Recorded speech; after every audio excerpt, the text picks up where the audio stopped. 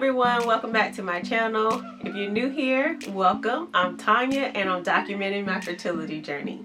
I'm trying to conceive baby number 1 with PCOS, hyperthyroidism, and high prolactin and a prolactinoma. So I'm here for an update video, you guys, because it's been about 2 weeks since I've had my hysteroscopy and I haven't updated you guys on what's been going on with me. I made my notes. I have plenty of notes here and I'm gonna update you guys on everything that I've been going through over the last 2 weeks, what's coming up next for me on my fertility journey, what my plans are, and all of that stuff. So let's get into the video. So first, I'll update you guys on my hysteroscopy. You guys know that I had a hysteroscopy done on March 29th and the hysteroscopy went fine. Everything went well. My polyp was removed. I haven't heard anything back just yet on whether or not there was any precancerous cells. If you guys been following me for a while, you already know that I was worried about this polyp having precancerous cells because when I had a hysteroscopy last year in May, I also had a polyp removed that had precancerous cells. So I haven't heard anything, so I'm taking it as no news is good news. My follow-up appointment for my hysteroscopy is April 30th. They did want to see me sooner, but it's around the time that I'm going to be coming back from vacation for my birthday. My birthday's coming up on April 21st, which is also Easter. I will be going back on April 30th to find out what happened, all the results of my hysteroscopy, and then I'm also going to be getting my next steps at that time because they did put me on a 2-week recovery period after my hysteroscopy. So within the 2 weeks, like right after my hysteroscopy, my cycle started, and so today actually is the end of that 2 weeks. We haven't been able to do anything, but this is also running into some times where my husband is going to be away. So I couldn't do any type of treatment or anything like that because we didn't know when my cycle would start, and then I was on recovery after my hysteroscopy. So this month is just a month for us to try naturally, which my reproductive endocrinologist did let me know she felt confident about us going forward with trying naturally even if we didn't do any assisted fertility because of my hysteroscopy and also because I was taking cabergoline, and she figured with my prolactin levels and about 4 to 6 weeks of treatment with cabergoline that I should be within my prolactin level should be within normal range for me to be able to ovulate and to try to conceive normally. So this month we're trying naturally. Today is the start of my fertile window, so we'll see what happens with that. Before I went in for surgery for my hysteroscopy, I did ask her about taking Clomid because we did talk about me taking Clomid over letrozole because letrozole, my body just doesn't respond to it for some reason, and it could have been because I had high prolactin and nobody ever caught it before. That could have been the reason why, but I just don't feel as confident with letrozole like I do with Clomid because my body just did not respond well to it. The first time I took letrozole, my follicles actually shrunk. So I don't want to be bothered with taking that, but she did let me know that she would try tweaking the dosages and stuff, and she feels like I may respond a little bit better to letrozole because I've taken the cabergoline and reduced my prolactin levels and stuff. But she also is trying to kind of push letrozole because she said women with PCOS respond better to it, one, but also there's supposed to be a shortage in Clomid. I'm not sure if that has changed since the end of March, but that's what she told me at the time, that there's a shortage in Clomid and they can't get it from the pharmacy at the hospital that I go to. So I don't know. And if you're new here, the pharmacy is at the hospital because I go to a military treatment facility because my husband's in the military. So I don't know. There's supposed to be a shortage, so she didn't feel confident that things would pick back up, I guess. I don't know. So we're still in limbo with that. I'll be finding out for sure when I go in for my follow-up appointment on April 30th. Next, I want to update you guys and let you guys know that my follow-up appointment to check my prolactin levels and to see if my tumor is shrinking is this coming Tuesday. I've been on cabergoline to help shrink my prolactinoma. The cabergoline has been something else. I have been struggling with it, but on my last dosage, which I took this past Tuesday, today is Friday, April 12th, I didn't have any side effects, and that was the first. I didn't have any side effects whatsoever. My next dosage is tomorrow, and tomorrow actually makes 6 weeks that I've been on cabergoline. So I'm hoping that my body is getting used to it now, and that also my body is responding to it. My levels are within normal range, and this brain tumor is shrinking. So also, since I've been on the cabergoline, some things I've noticed are my cycle has changed. I'm a little TMI, but my cycle isn't as dark as it used to be. Before it was dark, now it's brighter. So that's different. I didn't have severe cramping. Before I would have cramping that would be so painful it would make me nauseous. I didn't have any mild cramping, yes, here and there, but it wasn't anything that I was reaching for a heating pad for like I usually do. The flow was much lighter. The amount of days was much shorter. So I think between my hysteroscopy and my the cabergoline, something is working because my cycle is a whole lot better. Also, my boobs, I told you guys, my boobs were pretty much engorged and swollen and always hurting. Now I'm living life with, I guess, what is normal for me now. My boobs feel deflated, I'll say that, and they have changed a lot. Me and my husband are like, ooh, they did change. It was something going on because they just feel not as full.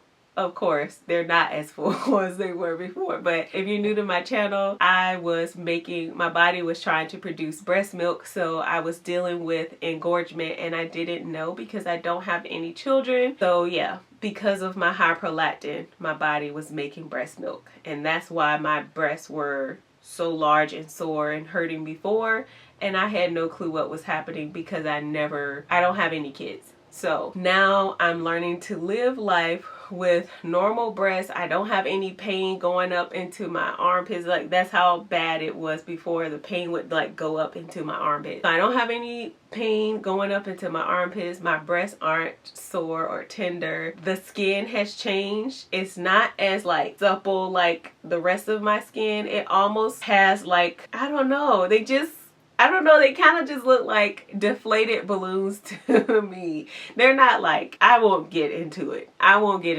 but my breasts have changed since I started taking cabergoline, and they're not filled with breast milk or engorged or whatever was happening before. So also another thing with cabergoline, my headaches aren't as often as they were, and they're not as bad as they were getting. I also noticed changes in what I'm feeling like are ovulation symptoms. I noticed a change in sebum. It's like watery instead of like egg white now, and it's like watery, and it made me uncomfortable, like I need to be changing type of watery. And it started today, and today's the beginning of my fertile window, so I don't know. I haven't taken any ovulation test strip yet.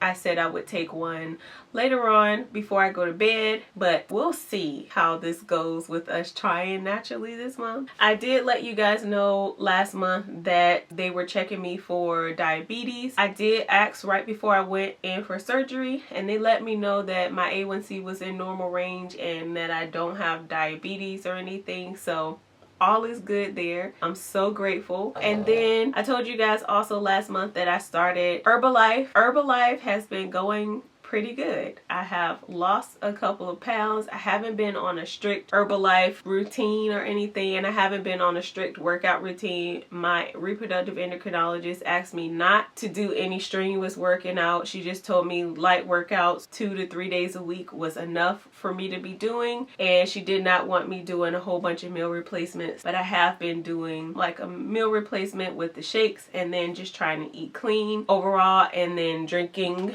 plenty of water. So yeah, overall Herbalife Herbalife is going really good. I'm working on my gut health and just eating cleaner in general, just to work on my health before actually conceiving, because I'm claiming it. If you follow me on Instagram, I've been a little MIA this last week. I've been fasting and praying and relaxing and chilling and reflecting and living. I'm okay. Nothing is wrong with me. I've just been praying, fasting, and that's all. I did have people starting to text me and call me to figure out what's going on because I've been missing, but I'm fine. I'm okay. I'm just taking some time for myself. I guess I'll be back next week. I've been just, practicing self-care, taking care of myself, going to the movies, which, by the way, I went to go see Little today and it was good. I've been trying to stay positive. I've been using this app called Mindful. In fact, 3 apps. The sleep app I love. If you've never used the sleep app, it's awesome. I'll link all the apps that I'm going to mention down in the description box, but the sleep app, it wakes you up in the most perfect time based on your sleeping patterns and stuff. So if you give it a time frame, you want to wake up by 8 a.m. and you give it like a 30-minute time range, it'll wake you up at the perfect point instead of your alarm just waking you up and you're all kind of discombobulated or whatever. It wakes you up at the perfect point out of your sleep so that you're less groggy, and it makes your transition to waking up a whole lot easier. I had issues with waking up and feeling groggy, and I don't like being scared out of my sleep. So I really like the sleep app, and I like that it tracks your sleeping patterns so you can see how long you were in like that deep REM sleep. You can use it as a sound machine. Also, if you have troubles falling asleep, you can play different sounds that would help lull you into your sleep, and then it cuts off when it detects that you're in a deep sleep. Also, I like Headspace app. I love Headspace for meditation, for guided meditation. I find that one is one that really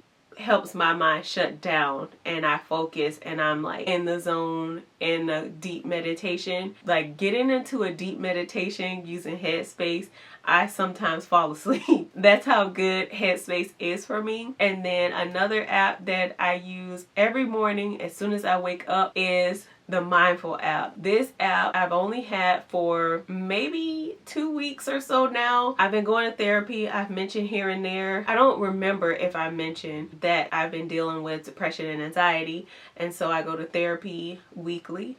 And one of my in-between assignments was, for a few weeks, my in-between assignment was to work on mindfulness. And I downloaded the Mindful app. It has been amazing setting my intentions for the day before I get my day started. I have been so productive, especially this week without any social media or any extra distractions. I've been very productive. This week I've been getting a lot done. I've been thinking clearly. I've been just in a peaceful state, and I like the Mindful app because you can pick whatever you want to be your intention. So if you want your intention to be joy or self-love or happiness or peace or whatever you need it to be, there's like you do like a 3-minute breathing technique to work on being present in the moment, working on allowing your thoughts to come and go. So that's kind of what I've been up to, you guys, just working on myself, clearing my mind, and not like getting control of things, because it's so easy for our minds to just be going and processing all of this stuff on this journey, especially this. It drives me insane sometimes, and I just need to get control over it and my mental state. And so I have found going to therapy very helpful. I have found the Mindful app very helpful, Headspace and Sleep app. Those 3 really just, I wake up easier. I wake up in a better mood and I just feel better. So that's what I'm doing. Also, I did upload a planner haul video, and I know it was kind of like random, like what is happening? What is happening? I did want to mention it here that I'll probably be doing plan with me videos, planning out my fertility appointments and stuff, and different things that I'm doing throughout the week. So if you guys want to keep up with me, see how I'm organized organizing my life and just kind of staying in control of everything, staying productive, planning with intention, doing everything with intention, and not because I can be very impulsive. Like, I can be impulsive.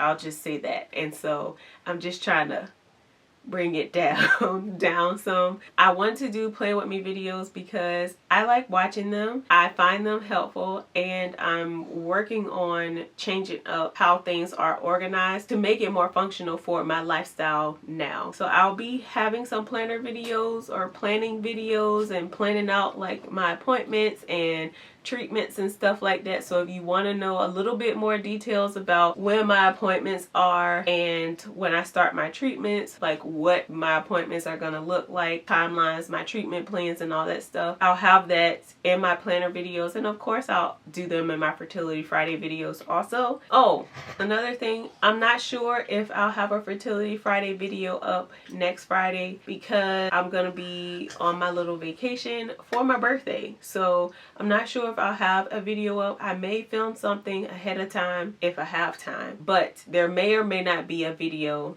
next Friday because I plan on being out of town and away from home. So we shall see. I hope you guys like my new setup. I didn't even mention, if you guys have seen my clean with me video, you would have seen that I made some changes in my house, and I now have a couch up here in my filming room. So this is my new setup. I think that's the end of this video. I hope you guys are all doing well. Thank you guys for always supporting me. Thank you guys for always reaching out to me. I'm hoping to have a giveaway soon, so be on the lookout for that. Thank you guys for watching. Thank you guys for supporting. I'll see you guys in the next video.